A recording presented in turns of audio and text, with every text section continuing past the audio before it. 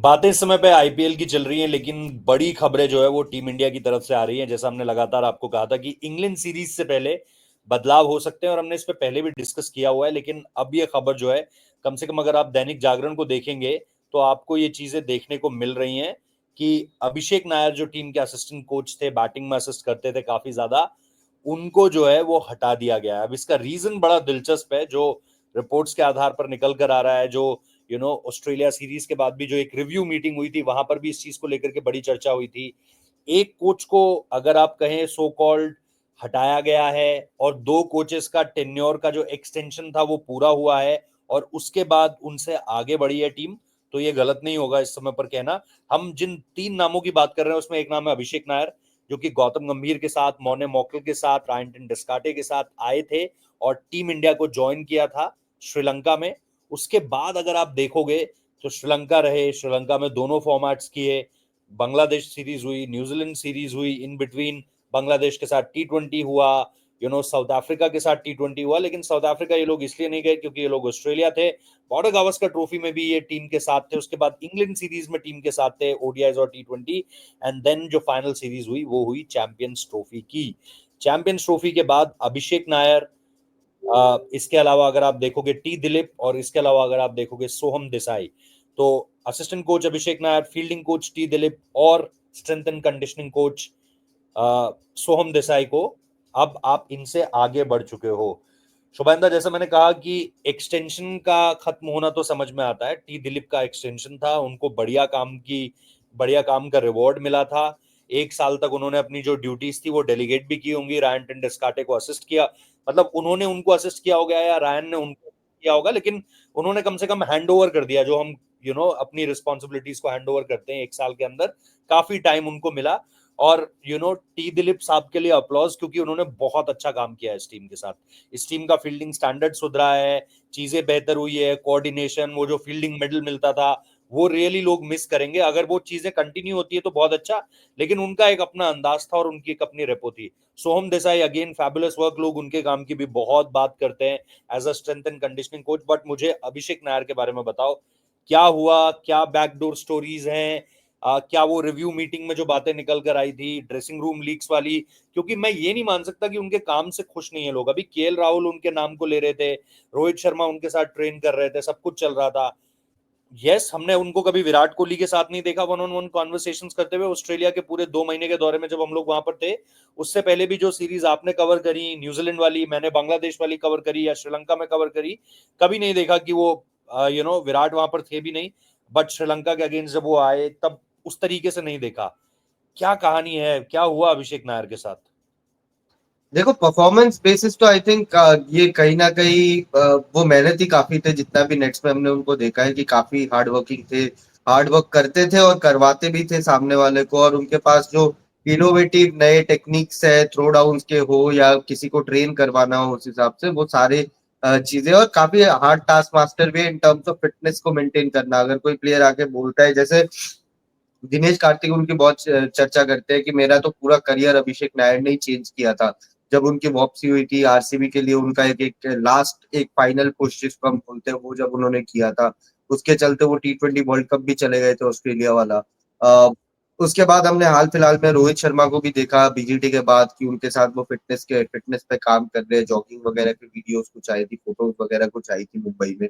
अब आईपीएल के बीच में, आईपीएल जब केएल राहुल जुड़े टीम के साथ, दिल्ली कैपिटल्स के साथ, तो उन्होंने अभिषेक नायर के लिए भी एक स्पेशल थैंक यू नोट रखा था। और ये तो प्रोमिनेंट खिलाड़ी है, इनके अलावा भी अभिषेक नायर के साथ बहुत लोग ट्रेनिंग करते हैं। वो खुद अपना एक अकेडमी चलाते हैं मुंबई में। अंतरिक्ष रघुवंशी उस अकेडमी का एक हिस्सा है। और नॉट ओनली अंतरिक्ष बट बाकी प्लेयर्स भी है जो जो उस टेबल से आते हैं या उनके साथ पर्सनली काम कर चुके हैं।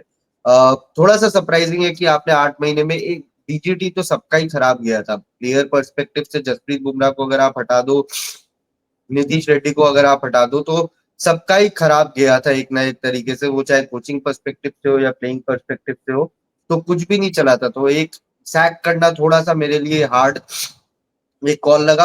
अब ये अगर लीक्स के चलते हैं, जो कि जागरण की अगर आप खबर पढ़ोगे तो वहां पे कंटिन्यूअसली मेंशन है लीक्स का, तो वो एक अलग बात है। वो एक अलग बात है, उस पे हम लोग बात कर सकते हैं कि क्या लीक्स हुई थी, वो अभिषेक नायर के साथ हुई थी, क्या रिव्यू मीटिंग हुआ है, किस पे बातचीत हुई है, क्या क्या निकल के आया, वो हमें शुभेंदा एग्जैक्ट डिटेल्स में नहीं पता।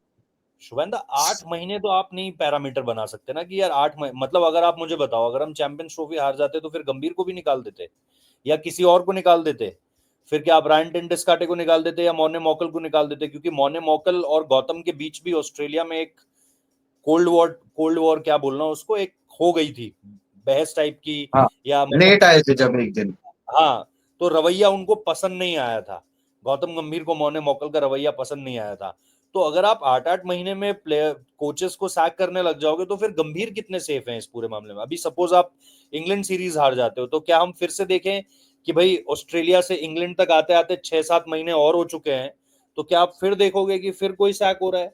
या इसके पीछे नॉन क्रिकेटिंग रीजंस है? क्योंकि जैसा हमने कहा, क्रिकेटिंग रीजंस में ऐसा तो नहीं है कि आपकी बैटिंग ही फेल हुई थी, आपकी बॉलिंग भी पूरे सीजन पूरे ऑस्ट्रेलिया दौरे में फेल ही रही है। जैसा आपने कहा, अगर आप बुमराह को हटा दो तो आपका कौन सा बॉलर था जो मतलब आउटस्टैंडिंग बॉलिंग कर रहा था?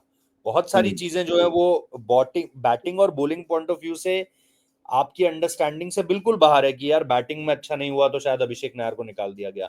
फिर तो गौतम गंभीर की पोजीशन भी इन क्वेश्चन होनी चाहिए, क्योंकि वो भी इक्वली एक एक बैटर के तौर पर उनसे ज्यादा असिस्ट कौन कर सकता है इस टीम में किसी किसी बैटर को? एंड देन फिर अब आप क्या सुतांशु कोटक को हटा दोगे अगर इंग्लैंड में सीरीज जो है वो आपके अगेंस्ट चली गई? तब आप क्या करोगे? वो मेरा सवाल है। इसीलिए मैं मान रहा हूं कि this is not about cricketing matters, this is something beyond cricket. और बियॉन्ड क्रिकेट एक ही चीज हो रही थी ऑस्ट्रेलिया में, वो आपको भी पता है। और लीक्स का मेंशन भी है उस जागरण के आर्टिकल में, पूरा लीक्स का मेंशन भी है, लगातार मेंशन है, जब भी अभिषेक नायर का नाम है एक लीक का मेंशन है। परफॉर्मेंस जैसे कि मैंने कहा सारे फ्रंट से खराब हुई थी, तो वो एक आई थे डोंट थिंक कि मेजर कुछ है। और एक और बात है कि आपका कोचिंग स्टाफ काफी बड़ा हो गया था, ज्यादा ही कोचिंग स्टाफ बड़ा हो गया था, उसमें आपने सितांशु कोटक को भी ऐड कर दिया। तो उसको भी थोड़ा सा आई थिंक काटना छाटना चाह रही थी बीसीसीआई की, लिमिटेड नंबर्स ऑफ वो रहे ज्यादा, क्योंकि फिर आप ज्यादा कोचिंग लेकिन स्टाफ रहता है तो आप इधर उधर की, इधर का एक ओपिनियन उधर का एक ओपिनियन, लेकिन अलग अलग सुतांशु टाइप कोटक की तो आए ट्रेनिंग इस टेक्निक। वजह, हमने इस पे तब भी बात करी थी कि सुतांशु कोटक के आने का मतलब है कोई जाने वाला है, कोई हाँ। मेहमान है कुछ चंद महीनों का, या एक आध टूर्नामेंट आप और देख रहे हो। तो जिस दिन अगर आप लोग हमारा वो वीडियो भी खोल कर देखें आज ही, जब सुतांशु कोटक का अपॉइंटमेंट हुआ था, वो भी एकाएक खबर आई थी, सडनली रिव्यू मीटिंग खत्म होती है और वहां से एक चीज निकल कर आती है कि भाई एक नए कोच को अपॉइंट अपॉइंट करने की बात की गई है। और उस दिन मैंने और शुभेंदा ने इस चीज पे बहुत बहुत चर्चा करी थी, हमने एक दूसरे को बहुत खुरेचा खुरेचा था इस चीज पर हम्म। कि यार ये क्यों हो रहा है? कोई जाने वाला है इसलिए ये हो रहा है, या आपको एक और शख्स चाहिए जो आपको कोचिंग को और ज्यादा जो स्ट्रॉन्ग करने करते हुए चाहिए? बट आई थिंक ये मतलब अब रीजन इसका जो भी है, चाहे लीक्स को लेकर, अगर लीक्स को लेकर रीजन है तो समझ में आती हैं चीजें, वरना तो ये क्रिकेटिंग टर्म्स में तो समझ में नहीं आता है शुभेंदा। हाँ बिल्कुल बिल्कुल, अगर लीक्स है तो आई थिंक वो एवरी राइट है किसी भी हेड कोच का या किसी भी मैनेजमेंट का, कि अगर कोई खबरें ड्रेसिंग रूम से लीक कर रहा है तो उसको उस पे एक हार्ड कॉल लिया जाए। और अगर वैसा है तो ये एक स्टेटमेंट डिसीजन है कि बाकी लोग अब डरेंगे ये चीज करने में।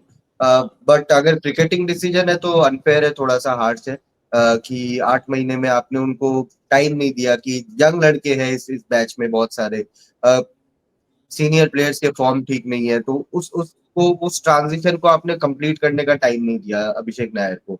बट एनीवे यही डिसीजन है, यही बीसीसीआई का कॉल है, अब इस पे क्या कर सकते हैं। सही है, तो ये चीजें हुई है। बाकी जैसा हमने कहा कि दो कोचेस को जो है वो एक्सटेंशन मिला था, और वो एक्सटेंशन भी वो उनके अच्छे काम की वजह से मिला था। तो एक तरफ आप दो कोचेस को देख रहे हो जिनको एक्सटेंशन का रिवॉर्ड मिला, एक कोच को देख रहे हो जो 8 महीने में एक तरीके से साइडलाइन कर दिए गए हैं। आपको इस पर क्या लगता है, किस तरीके से चीजें लगती है, वो जरूर बताइए। और साथ ही साथ ये अगर ड्रेसिंग रूम लीक्स की वजह से हुआ है तो आई थिंक फिर गौतम गंभीर के पास, जैसा शुभेंद्र ने कहा, हर हक है कि वो अपने अपनी जो सीक्रेसी है उसको मेंटेन रखने के लिए ये कदम उठा सकते हैं। बाकी सब्सक्राइब कीजिएगा, नोटिफिकेशन बेल प्रेस कीजिएगा, मिलते रहेंगे आपसे। Thank you so much.